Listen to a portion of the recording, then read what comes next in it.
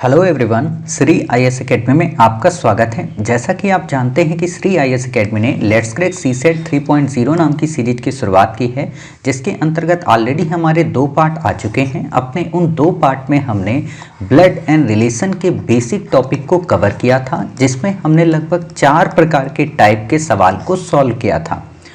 अब हम उन 4 प्रकार के टाइप के सॉल्व समाप्त करने के बाद, अर्थात ब्लड एंड रिलेशन के टॉपिक को ख़त्म करने के बाद, अब हम विगत वर्षों में यूपीएससी में आए हुए क्वेश्चन आंसर को सॉल्व करने की कोशिश करेंगे। अर्थात इसमें हम 2020 से लेके 2011 तक के प्रश्न पत्र को सॉल्व करेंगे। वैसे तो हमें 2014 से 2020 तक करना चाहिए, बट हम 2011 तक इसलिए जाएंगे क्योंकि कई बार यूपीएससी मैथ के क्वेश्चन को एज इट इज़ रिपीट कर देती है। तो आपसे अगर कभी क्वेश्चन आएगा तो आप उस क्वेश्चन को काफ़ी सहज तरीके से कवर कर पाएंगे।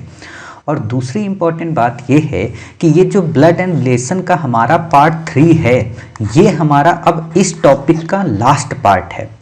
अब इसके बाद जो हमारा नया टॉपिक शुरू होगा वो होगा कोडिंग एंड डिकोडिंग। लेकिन आपके मन में एक प्रश्न आ रहा होगा कि क्या केवल इतने प्रश्न सॉल्व कर लेने से, मतलब 25 से 30 प्रश्न सॉल्व कर लेने से क्या हमारा ब्लड एंड रिलेशन का टॉपिक कवर हो जाएगा? तो बिल्कुल भी नहीं। हम आपको अपने टेलीग्राम चैनल पर लगभग 50 प्लस क्वेश्चन एक्सरसाइज के रूप में आपको ब्लड एंड रिलेशन की देंगे। आप उसे होमवर्क के रूप में करके हमें हमारे टेलीग्राम चैनल पे जो प्रीलिम्स का ग्रुप है वहाँ पे शेयर करेंगे कि हाँ, आपने उन 50 से 60 क्वेश्चन को सॉल्व कर लिया है। और ऐसा ही हम हर टॉपिक के साथ करेंगे। जैसे कि अब हमारा नेक्स्ट टॉपिक जो कोडिंग एंड डिकोडिंग होगा, उस कोडिंग एंड डिकोडिंग में जब हम वो 2 से 3 पार्ट में उसको कवर कर लेंगे, तब उसकी भी आपको एक एक्सरसाइज दे देंगे, ठीक है। और ख़ास बात एक और करेंगे कि जैसे मान लीजिए हमने ब्लड एंड रिलेशन की आपको एक्सरसाइज दे दी, आगे हमने कोडिंग एंड डिकोडिंग की दे दी, तो 15 दिन बाद, यानी कि 7-7 दिन में आपको ये चीज़ें मिल जाएंगी। 15 दिन बाद आपको इन्हीं दोनों की फिर एक नई एक्सरसाइज दे देंगे। अर्थात हम ये चाहते हैं कि आपको लगभग 5 से 6 बुक के माध्यम से हर एक टॉपिक के कुछ नहीं तो लगभग 300 प्लस सवाल सॉल्व करा दें, जिससे आपके अंदर एक हैबिट बन सके और आप उस क्वेश्चन के प्रति काफ़ी सहज भाव महसूस कर सकें। ठीक है, तो हम अब उसी चीज़ की शुरुआत करते हैं। तो आप ये बातें समझ गए। आपको इसकी पीडीएफ जो है वो हमारे टेलीग्राम चैनल से मिल जाती है। उसका लिंक आपको इसी वीडियो के डिस्क्रिप्शन बॉक्स में दिया हुआ है, ठीक है। तो अब हम अपनी आज की क्लास की शुरुआत करते हैं और आज के क्वेश्चन को सॉल्व करने की कोशिश करते हैं। आप देख रहे हैं ब्लड एंड रिलेशन का ये टॉपिक है। आज ये हमारा पूरा कवर हो जाएगा इस वीडियो के बाद। कल से जो आपको पार्ट मिलेगा, यानी कि जो पार्ट 4 मिलेगा, उसमें कोडिंग एंड डिकोडिंग के पार्ट की शुरुआत होगी, ठीक है। तो देखते हैं इसमें आज हमारा जो सवाल है वो कौन सा है। तो देखिए, आज जो आपको सवाल बैक ईयर में यूपीएससी ने पूछा है, आपके पास पेपर होगा बैक ईयर का, वहाँ पे आप देखिएगा 2020 में क्वेश्चन आया था। आपसे क्या क्वेश्चन पूछा था? आपसे क्वेश्चन पूछा था कि एक परिवार की, एक काम करते हैं, इसको हम आपको कॉपी में ही दिखाते हैं, ठीक है। क्यों लिखें इसको हम, चलिए आपको सवाल ही दिखाते हैं, ठीक। सॉल्व करेंगे वहाँ पे। देखिए, क्वेश्चन आपसे 2020 में पूछा था कि एक परिवार की 2 पीढ़ियों के 6 सदस्यों PQRSTU में 3 पुरुष हैं और 3 महिलाएं हैं, ठीक है। उसमें 2 विवाहित जोड़े और 2 अविवाहित सहोदर हैं। आप में से 90% बच्चे जो कि हिंदी मीडियम के होंगे वो यहीं पे कंफ्यूज हो जाएंगे।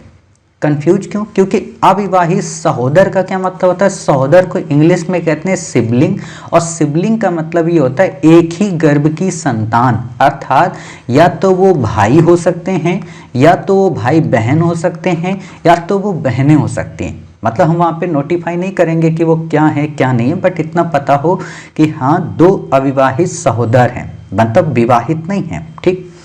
UP की पुत्री है और QR की सास है। T अविवाहित पुरुष है और S एक पुरुष है। निम्नलिखित में से कौन सा सही है कथन आपसे ये पूछा है। आपको 3 कथन दिए हुए हैं। RU का पति है, RS की पत्नी है, S अविवाहित है, उपयुक्त में से कोई नहीं, ठीक है। तो चलिए इनको एक एक को हम सॉल्व करने की कोशिश करते हैं। आपने सवाल देख लिया, आपके पास पीडीएफ में सवाल है भी, ठीक है, वरना आप बैक ईयर की कॉपी उठाइए, वहाँ से आपको मिल जाएगा। तो देखो आपको क्या कह रहा है, आपको कह रहा है कि 6 सदस्य हैं, क्या क्या नाम दिए हैं, P Q R S T U, ये 6 सदस्य आपको दिए हैं। बोल रहा है कि 3 जो हैं वो मेल हैं, ठीक है, हमने मान लिया कि 3 इसके मेल हैं, और 3 जब मेल हो गए तो 3 ही फीमेल आपके बचेंगे, ठीक है, 3 ये आपके फीमेल हो गए।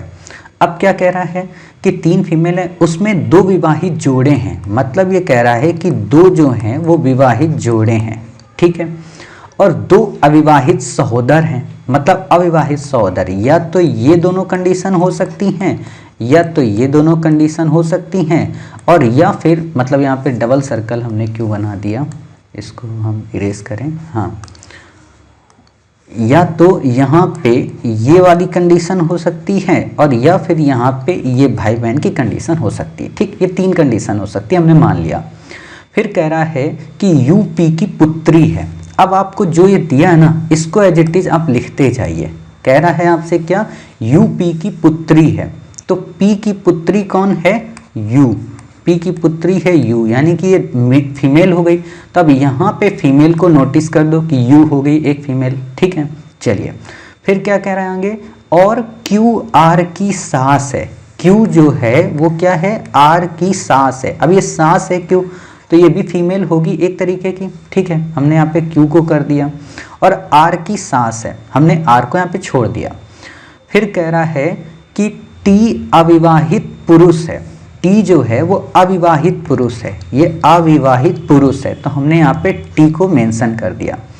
और एस एक पुरुष है, एस एक पुरुष है। अब देखो एस के आगे आपको ये नहीं दिया कि विवाहित है कि अविवाहित है, तो अविवाहित जब नहीं दिया है तो पक्का विवाहित ही होगा, तो हम ये मान के चलते हैं कि एस जो होगा वो एक विवाहित होगा, मान लिया हमने, तो हमने एस रख दिया, इसको कर दिया। अब 2 खाने बच रहे और पी आर बच रहा है।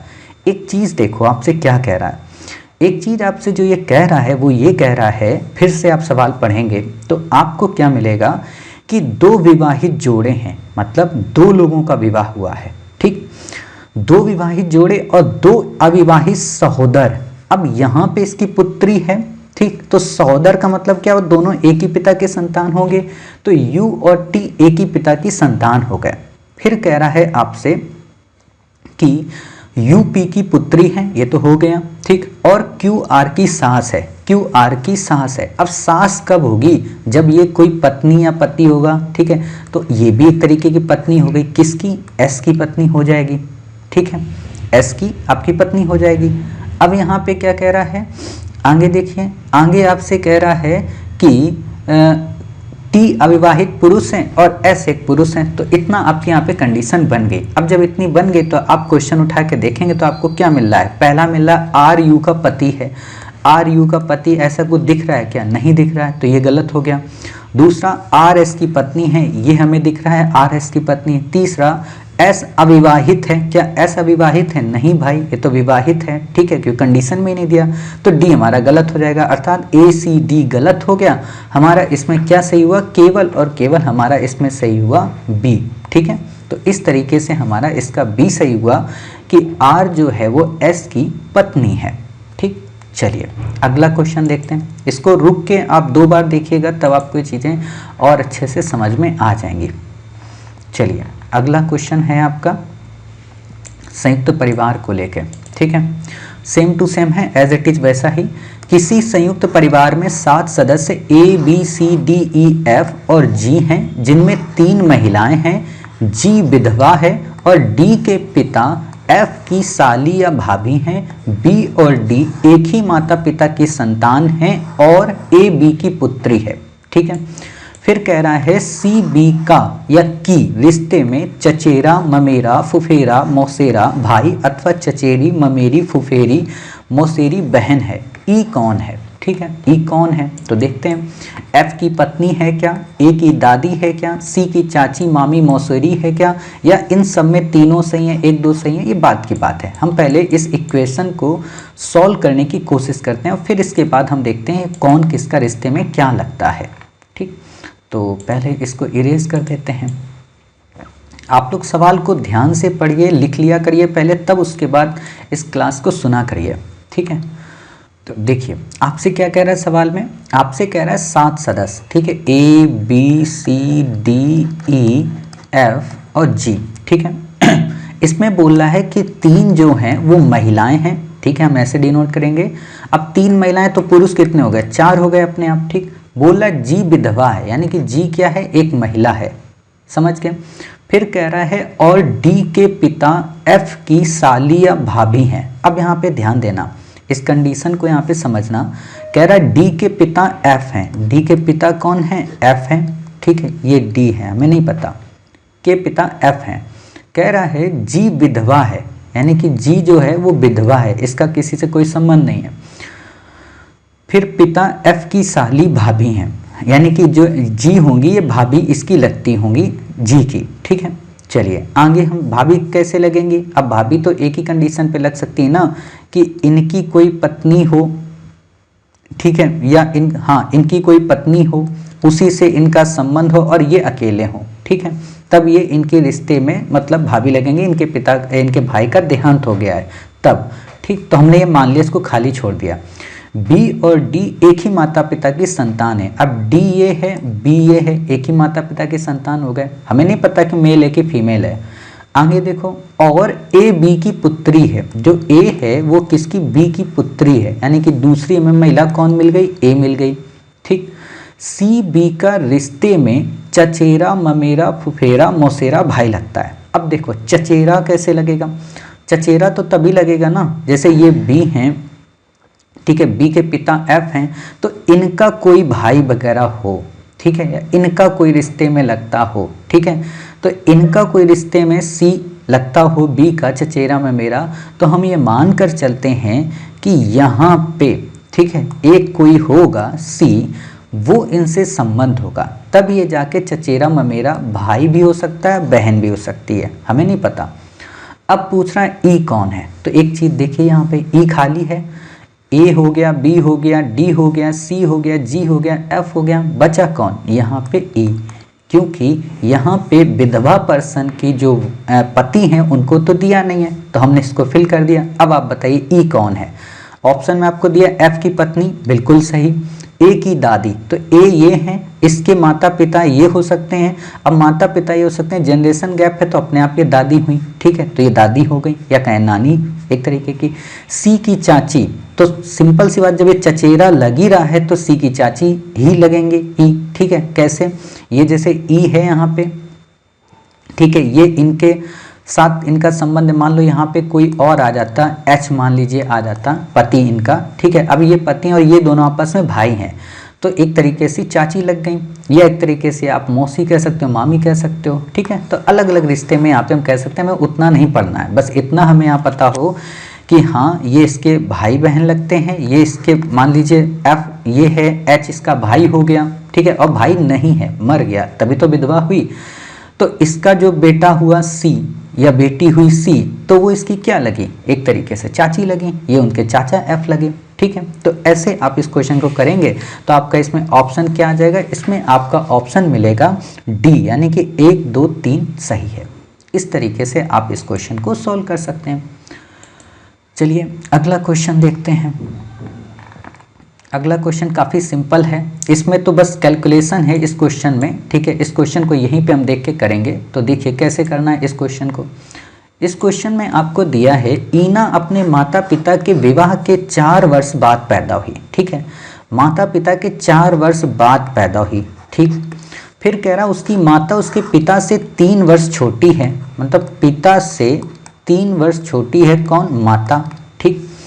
और ईना से जो 13 वर्ष की है 24 वर्ष बड़ी है। अब यहाँ पे ध्यान दो, माता की उम्र इसने बता दी, कैसे, 13 वर्ष की जो ईना है उससे 24 वर्ष बड़ी है, अर्थात माता कितनी हो गई, माता आपकी हो गई 37 वर्ष, ठीक है, आपकी नहीं मतलब आंसर में, ठीक। अब जो 37 वर्ष की माता हो गई और 3 वर्ष छोटी है पिता से इसके, तो यानी कि माता से बड़े होंगे 3 वर्ष पिता, तो 37 जब माता है तो पिता कितने हो गए, पिता हो गए 40 वर्ष, ठीक है। अब ध्यान से देखना, ईना के पिता का किस उम्र में विवाह हुआ था।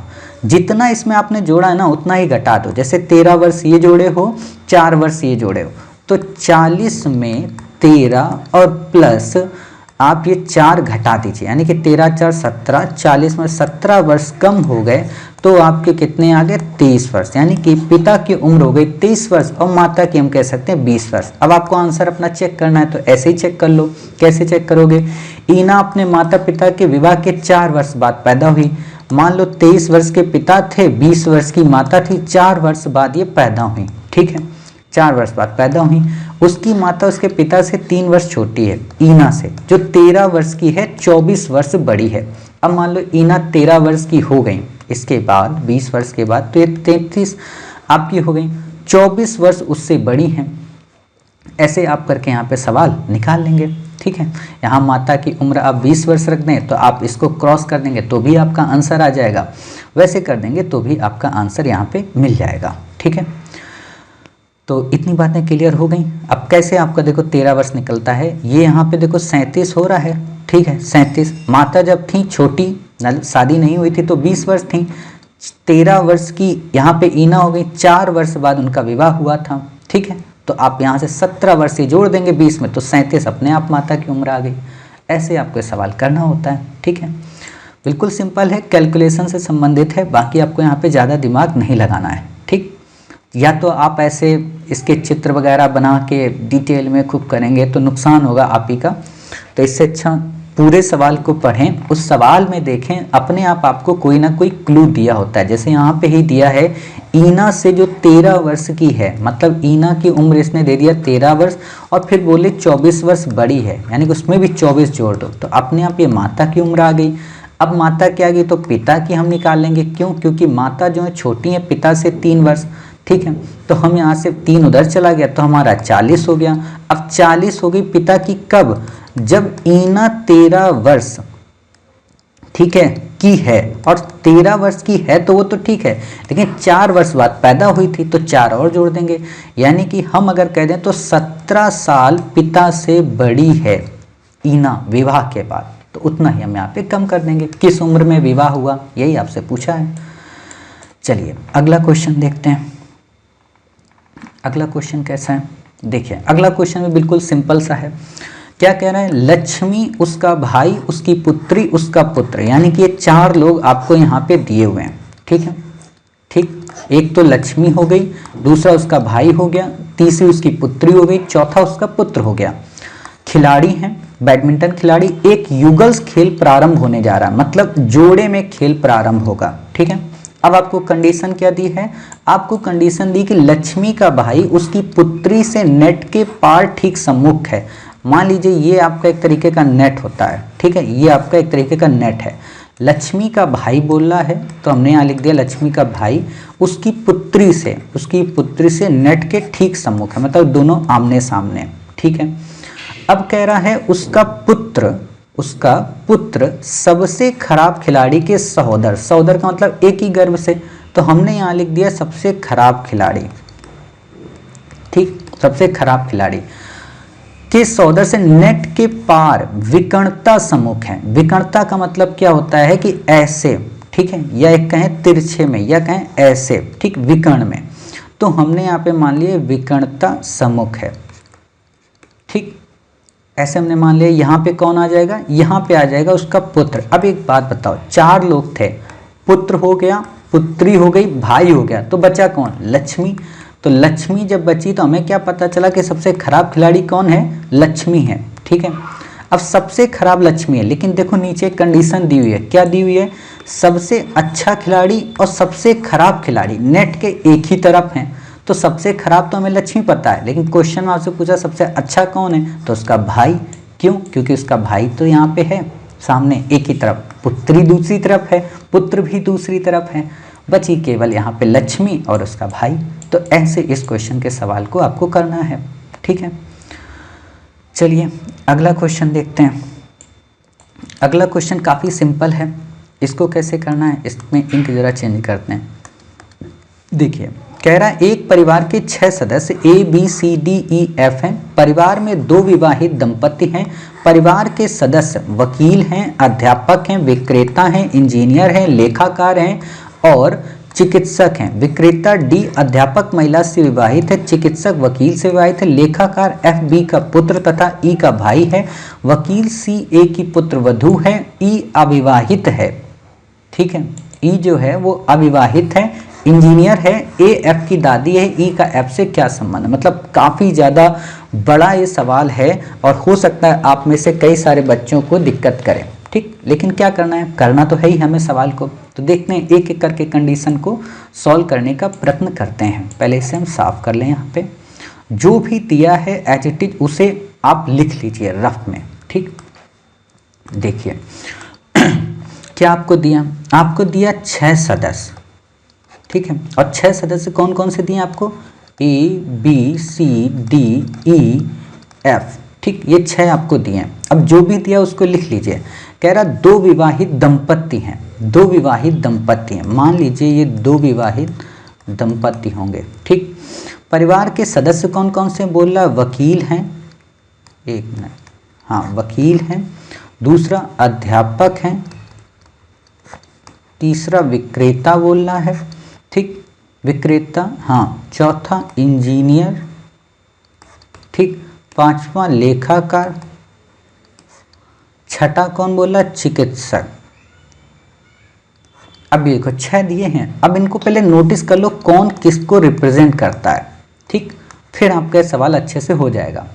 कह रहा है कि विक्रेता डी, विक्रेता को किससे, डी से बनाए। विक्रेता डी जो है अध्यापक महिला से विवाहित है, मतलब हमने यहाँ पे कर लिया विक्रेता जो है डी ये अध्यापक महिला से विवाहित है। ठीक, यहाँ पे क्या कर दिया हमने, अध्यापक महिला इसके साथ विवाहित है। ठीक, आगे क्या कह रहा है, चिकित्सक वकील से विवाहित है, चिकित्सक जो है वो वकील से विवाहित है। हमें नहीं पता, हमने यहाँ पे लिख लिया चिकित्सक वकील से विवाहित है। अभी ये नहीं पता कि वकील मेल है कि फीमेल है, कौन मेल है फीमेल है ये नहीं पता, अभी छोड़ देते हैं। ठीक, विवाहित है। फिर क्या कह रहा है, यानी कि चिकित्सक का आपका वकील से हो गया और विक्रेता का आपका अध्यापक से हो गया। अब कह रहा है लेखाकार एफ बी का पुत्र है, लेखाकार जो है एफ ये बी का पुत्र है। ठीक, अब बी का पुत्र है, हमें कैसे निकालना है, तो हम ये मान के चलते हैं कि बी ऊपर होगा, एफ का पुत्र है लेखाकार। ठीक, फिर बात आती है यहाँ पे, तथा ई का भाई है, कौन भाई है, एफ। ठीक, एफ जो है वो भाई है ई का, तो अब भाई है तो ये एक तरीके का क्या हो गया, ये एक तरीके का हमारा मेल हो गया। अब आगे क्या कह रहा है, आगे कह रहा है आपसे कि वकील सी, वकील को दे दिया इसने सी। ठीक, ए की पुत्र वधू है, वकील जो सी है वो ए की पुत्र वधू है। अब पुत्र वधू मतलब ये फीमेल हो गई, ये हमारा मेल हो गया चिकित्सक। अब ए कहाँ है ये नहीं पता, ए की पुत्र वधू। अब पुत्र वधू का मतलब आप ये समझिए कि चिकित्सक अगर उसका पुत्र हुआ तो उससे ऊपर जनरेशन गैप, तो जनरेशन गैप कैसे होगा, मान लीजिए इससे ऊपर ही होगा, कोई भी होगा जो भी, ठीक है, पुत्र वधू है जो भी होगा इससे ऊपर होगा। फिर आगे कह रहा है कि ई अविवाहित इंजीनियर है, ये जो ई है ये इंजीनियर है और ये क्या है, अविवाहित है, मतलब इसकी शादी नहीं हुई है। फिर कह रहा है ए एफ की दादी है, जो ए है वो एफ की दादी है। ए एफ की दादी कैसे हुई, ये बी हो गया तो इसके ऊपर हमने ए यहाँ पे कर दिया, ए जो हो गई दादी हो गई तो यहाँ पे फीमेल हो गई। फिर आगे एक चीज़ और कह रहा है ई का एफ से क्या संबंध है। अब यहाँ पे देखिए तिकड़मबाजी, ये हमने सी इसको कर दिया, अध्यापक का हमें नहीं पता, लेकिन अब आप अध्यापक के पास आइए तो आपको एक वर्ड मिलेगा, क्या, अध्यापक महिला और यहाँ पे दादी। ठीक, तो हमने मान लिया ए क्या है, दादी हो गई जो कि अध्यापक हैं। अब इसको आप करेंगे तो आपका सवाल अच्छे से सॉल्व हो जाएगा। इसको यहाँ पे ऐसे इरेज कर दो, ठीक है, कैसे होगा। अब आप देखिए फिर से सवाल पढ़िए, आपको कह रहा है वहाँ से पढ़िए विक्रेता डी, विक्रेता डी अध्यापक ए महिला से विवाहित है, चिकित्सक वकील से विवाहित है। ठीक है, चिकित्सक वकील से, अब चिकित्सक को हम यहाँ पे रख सकते हैं ना, ये इंजीनियर ई हो गया, तो अब ई ये हो गया, अध्यापक ए हो गया, तो बचा क्या, बी बचा, यहाँ चिकित्सक तो हमने यहाँ बी कर दिया। अब आपका हो गया, अब आप इसका निकाल लीजिए, क्योंकि बी जब ये हो गया तो एक बात बताइए, ये इसका संबंध हो गया, डी ई एफ के साथ, और ये इंजीनियर इसका हो गया। ठीक, अब यहाँ पे जब ये हो गया तो आपसे क्या कह रहा है, आपसे कह रहा है कि लेखाकार एफ बी का पुत्र है। ठीक, बी का पुत्र हो गया चिकित्सक का, तथा ई का भाई है, ई का भाई है। ठीक है, एफ जो है भाई है।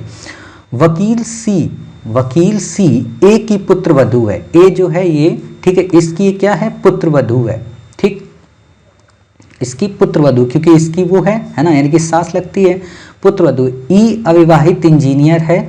ए एफ की दादी है, जो ए है वो एफ की दादी है, दिख ही रहा है दादी। ठीक है, ये जनरेशन गैप यहाँ पे दिख रहा है, एफ की दादी है। ई का एफ से क्या संबंध, जो ई ये है, ठीक है, या ई जो है इसका एफ से क्या संबंध है। ई यहाँ पे, एफ ये है, तो हम कह तो नहीं सकते कि भाई बहन होंगे या भाई भाई होंगे या भाई बहन नहीं होंगे। ठीक है, निर्धारित नहीं कर सकते। आपको एक ऑप्शन वहाँ पे ऐसा मिलेगा, आप इस क्वेश्चन को वैसे यहाँ पे सॉल्व कर देंगे। ठीक, तो आपका ये हो गया।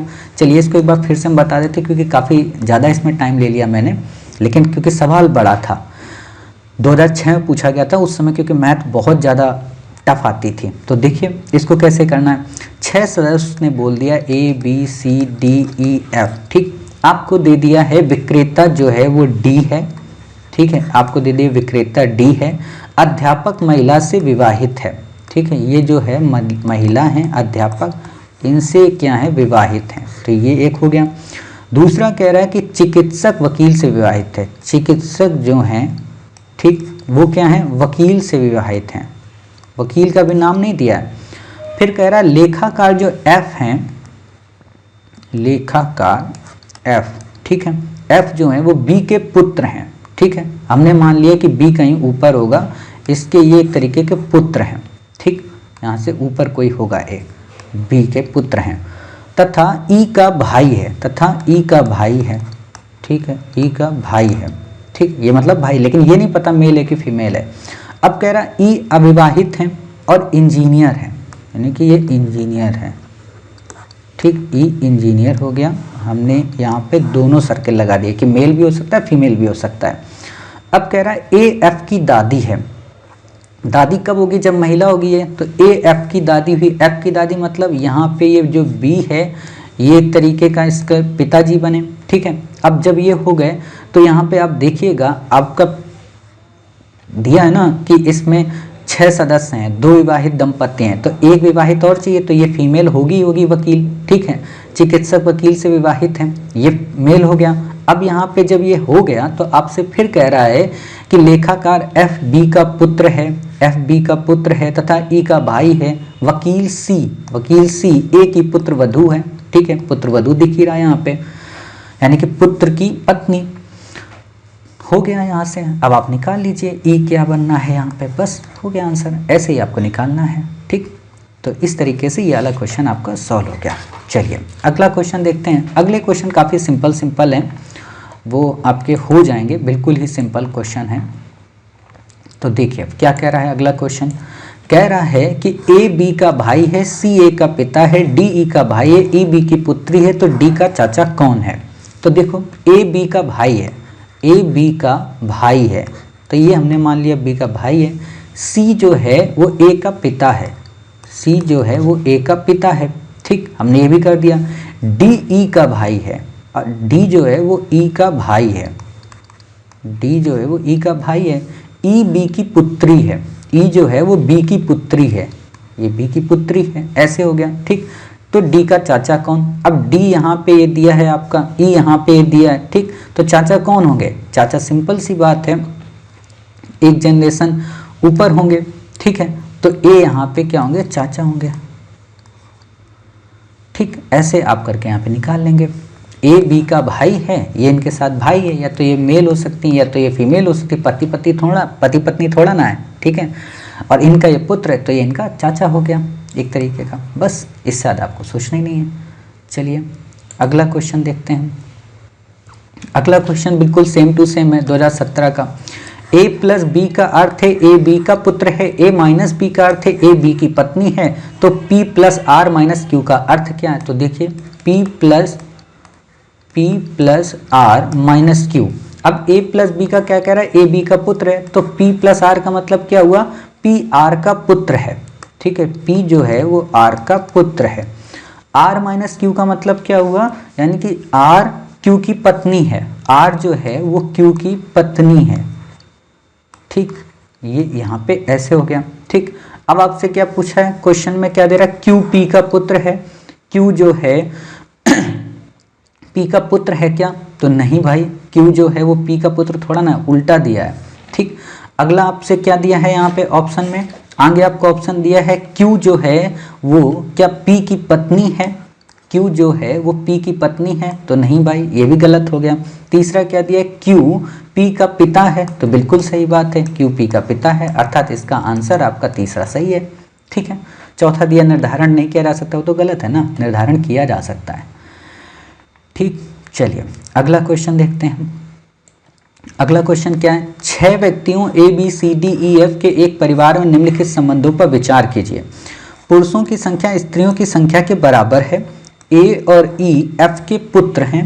ठीक है, दूसरी कंडीशन क्या दी है, D 2 व्यक्तियों, एक पुत्र और एक पुत्री की माता है, B A का पुत्र है, वर्तमान में परिवार में केवल एक ही विवाहित जोड़ा है, उपयुक्त में से क्या निष्कर्ष निकाला जा सकता है। ठीक, तो हमें कुछ यहाँ पे नहीं करना है, आपको देखो क्वेश्चन में दे ही दिया है पहले से, इस क्वेश्चन को हम सही से करते हैं। क्वेश्चन में आपको क्या दिया है, क्वेश्चन में आपको दिया 6 सदस्य हैं। ठीक है, A B C D E F, ठीक है, ये 6 सदस्य हैं और बोल रहा है कि पुरुषों की संख्या स्त्रियों की संख्या के बराबर है, मतलब 3 मेल होंगे और 3 फीमेल होंगे।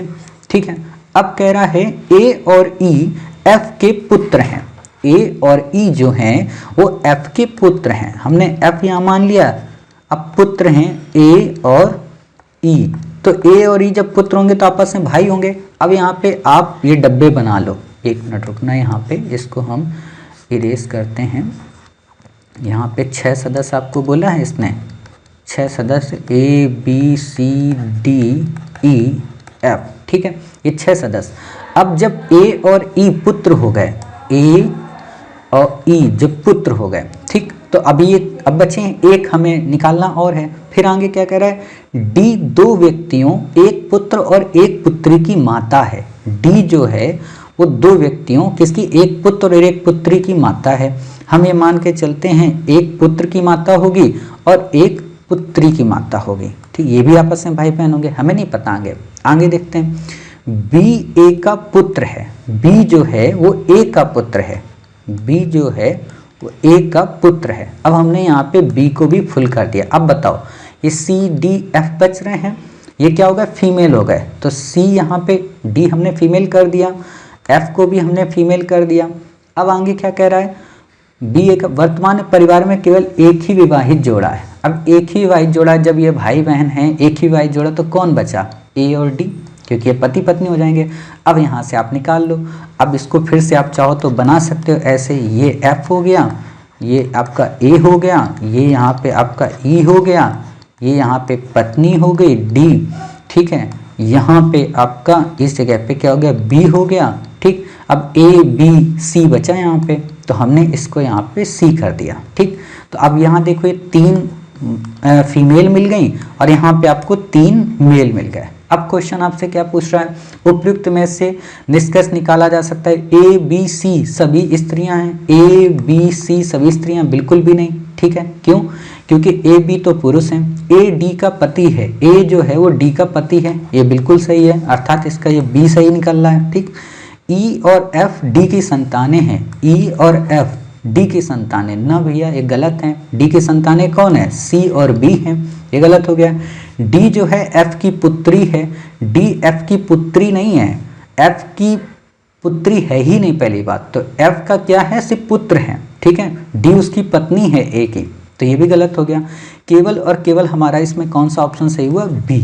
ठीक, तो इस तरीके से आपको ये वाला क्वेश्चन करना होता है। तो उम्मीद है आप समझ गए। चलिए अब एक लास्ट क्वेश्चन करते हैं 2011 का, जो कि काफ़ी इंपॉर्टेंट है, पूछा गया था यूपीएससी में।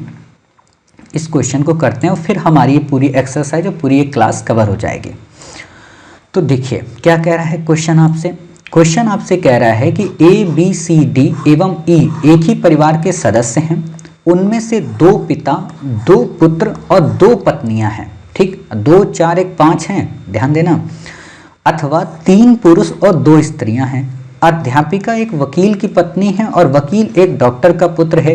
ई ना तो पुरुष है और ना ही वह किसी पेशेवर की पत्नी है, यानी कि महिला है, पुरुष नहीं है, लेकिन पत्नी भी नहीं है। परिवार में सी सबसे कम उम्र का है और डी सबसे बड़ा है। बी एक पुरुष है, ठीक, बी एक पुरुष है। आपसे कंडीशन में क्वेश्चन पूछा है कि डी का ई से क्या संबंध है और इसमें स्त्रियां कौन कौन है। तो देखिए इस क्वेश्चन को हम कैसे करते हैं। जब भी ऐसे क्वेश्चन आपको मिला करें तो आप रफ पेपर में बिल्कुल साफ साफ उनको लिख लें। तो देखो क्या कह रहा है, आपसे कह रहा है कि एक ही परिवार के सदस्य हैं, अर्थात 5 सदस्य आपको दिया है, ए बी सी डी ई, ठीक, 5 सदस्य दिया है। कह रहा है कि 2 पिता 2 पुत्र 2 पत्नियां हैं।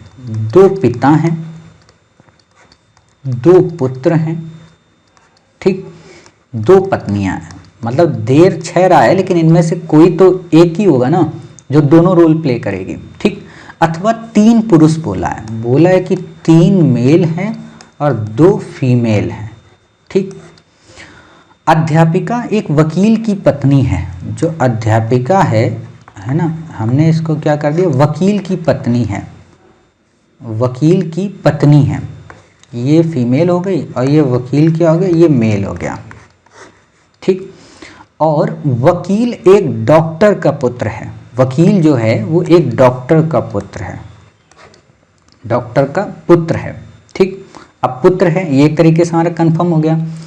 ई ना तो पुरुष है और ना ही वह किसी पेशेवर की पत्नी है। ध्यान देना, ई ना तो पुरुष है और ना ही वह किसी पेशेवर की पत्नी है। ई ना तो पुरुष है और ना ही किसी पेशेवर की पत्नी, मतलब ये महिला हो गई एक तरीके की ई। अब यहाँ पे ध्यान देना, जब ई एक महिला हो गई, एक महिला हमें और खोजनी है, ठीक। फिर आगे, और एक महिला तो अध्यापिका भी हो गई। अध्यापिका का नाम देखना क्या है, किसी पेशेवर की पत्नी। परिवार में सी सबसे कम उम्र का है, तो सी यहाँ पे हमने सबसे कम उम्र कर दिया। और डी सबसे बड़ा है, डी जो है वो सबसे बड़ा, तो सबसे बड़ा यहाँ पे डी दिखेगा, तो डॉक्टर को डी से हमने यहाँ पे जोड़ दिया।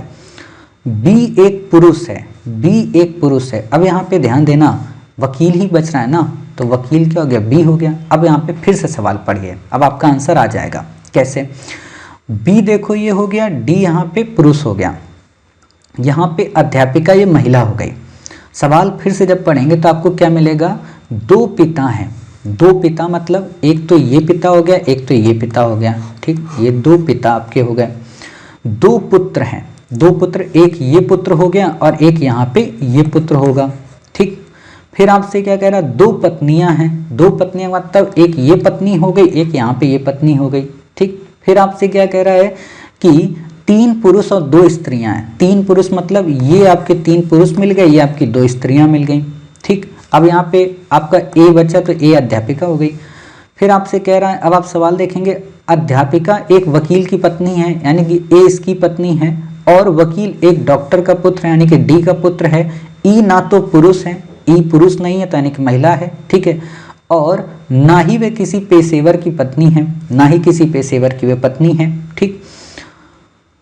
मतलब पत्नी है लेकिन किसी पेशेवर की नहीं है इनमें से, ठीक। परिवार में सबसे कम उम्र का कौन है, सी है, और डी सबसे बड़ा है, डी सबसे बड़ा है। बी एक पुरुष है, तो बी एक पुरुष है, वकील। इस तरीके की हमारी इक्वेशन बन गई। हमें पूरी यहाँ पे सॉल्व नहीं करनी है। हमसे क्वेश्चन क्या पूछ रहा है, क्वेश्चन पूछा डी का ई से संबंध। डी का ई से संबंध क्या हो सकता है, ये एक तरीके की पति पत्नी हो सकते हैं, ठीक। इसमें स्त्रियां कौन है, स्त्रियां कौन है, ए और ई स्त्री हो गई, ठीक है। डी का ई से संबंध का मतलब ई डी का क्या लगता है, यही आपसे पूछ रहा है, ठीक। किसकी पत्नी, अध्यापिका है, तो आप देख लीजिए वकील की पत्नी जो है वो अध्यापिका है। ऐसे आपको ये सवाल करना था, बाकी आपसे यहाँ पे क्वेश्चन नहीं पूछेगा, ठीक है। तो इस तरीके से आपने अपने सारे सवाल कवर किए। अब इन सवालों को कवर करने के बाद आपको जो भी एक्सरसाइज मिलेगी उस एक्सरसाइज को आपको कवर करना है। उसके 60+ जो भी क्वेश्चन हैं उनको लिखकर सॉल्व करके हमारी होमवर्क की कॉपी में या होमवर्क का जो ग्रुप है उसमें आप शेयर करें, या फिर आप प्रीलिम्स के ग्रुप जो बना है वहाँ पे शेयर करें, ठीक है, ताकि हम ये देख सकें कि हाँ आपने सच में क्लास की थी और आपने सवाल लगाए। जो सवाल आपको नहीं आएंगे वो हम आपके दोनों यानी कि ब्लड एंड रिलेशन के जो सवाल नहीं आएंगे और जो कोडिंग एंड डिकोडिंग के दोनों जब हम एक साथ वीडियो लेंगे तो वहां पे हम आपको प्रैक्टिस पेपर में सॉल्व करा देंगे, ठीक है, सारे पेपर। तो इससे आपका दोबारा एक बार क्लास रिवीजन हो जाएगी, ठीक है। तो मिलते हैं अपने नेक्स्ट पार्ट में। नेक्स्ट पार्ट हमारा कौन सा होगा, कोडिंग एंड डिकोडिंग का। ये हमारा ब्लड एंड रिलेशन पूरा कवर हुआ और आपको पता हो हम बिल्कुल एक सीक्वेंस में चल रहे हैं। जैसे हमारा ब्लड एंड रिलेशन हो गया, अब कोडिंग एंड डिकोडिंग को कवर करेंगे। 2 से 3 पार्ट में ये भी कवर हो जाएगा और इसके कवर होने के बाद हम फिर इसके भी बैक ईयर आपको देंगे और फिर हम डायरेक्शन एंड डिस्टेंस के सवाल की शुरुआत करेंगे, ठीक है। तो मिलते हैं अपने नेक्स्ट पार्ट में कोडिंग एंड डिकोडिंग के साथ। तब तक अपना ख्याल रखिए, स्वस्थ रहिए। जय हिंद, जय भारत, वंदे मातरम, भारत माता की जय।